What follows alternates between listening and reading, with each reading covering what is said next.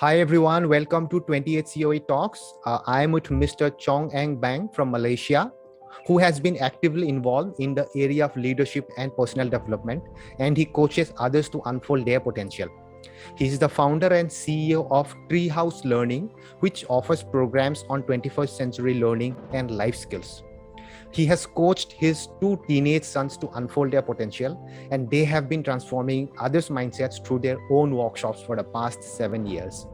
They have a YouTube channel which was started just 2 years ago and has currently 248,000 subscribers and 68 million plus views, and it is growing. Welcome, Mr. Chong. Actually, I wanted to ask you about how to unfold children's potential through positive parenting. Everybody have some tips about how to be a good parent, how to teach their children, what not to teach. What exactly are people getting wrong about being a good parent or being a positive parenting? What are some misconceptions? Where do people go wrong? Thank you, Bitupan. Let me start by how I brought up my children's potential. I would call it child-led learning.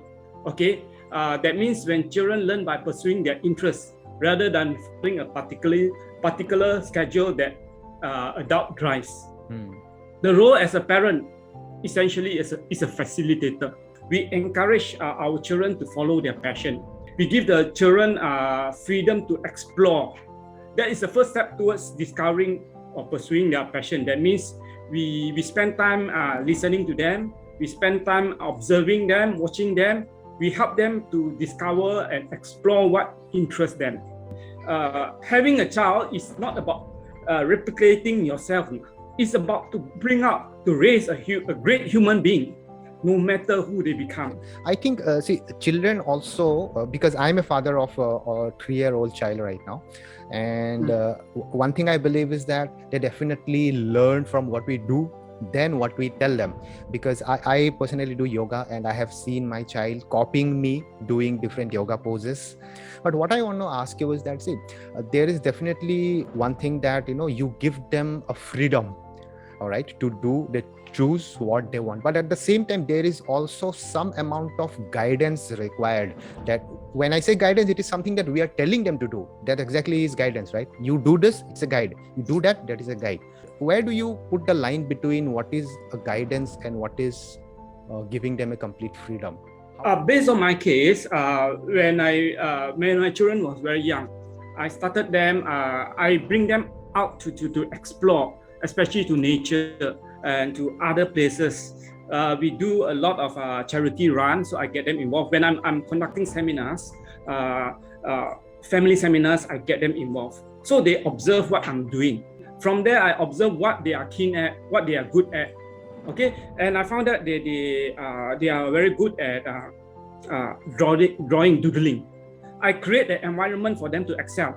Basically, let them draw. I do not criticize. In fact, I praise them for the effort. Because what happened is currently what is happening is because we are too.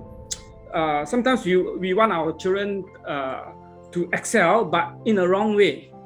We always criticize. This is not good enough. That is not good enough. Why don't we turn the other way around? Praise them for the effort. Look at the effort rather than just to look at the result. So from 2 years old onwards. My children, they in the car, they will start drawing. In the bank, in the restaurant, they start drawing. And from 2 years old, when they start drawing, they became very good, very confident. So they can start conducting seminar by age 7. They start conducting seminar by age 7. By age 8, they start writing their own books. You create that environment. Once the parent create the right condition, the child will naturally grow and change, right? Most of us parents, I notice, base everything on the child's result. If you score in very high in your exam, that means you are smart, you are a good child. That doesn't define the child. That is only one part of it. Okay, the other part of it is I will call education of the heart and the mind. I think it's as important as education of just academic education. So what you said about the result thing, I want to add something is that I also believe that result always doesn't determine who is good, who is bad.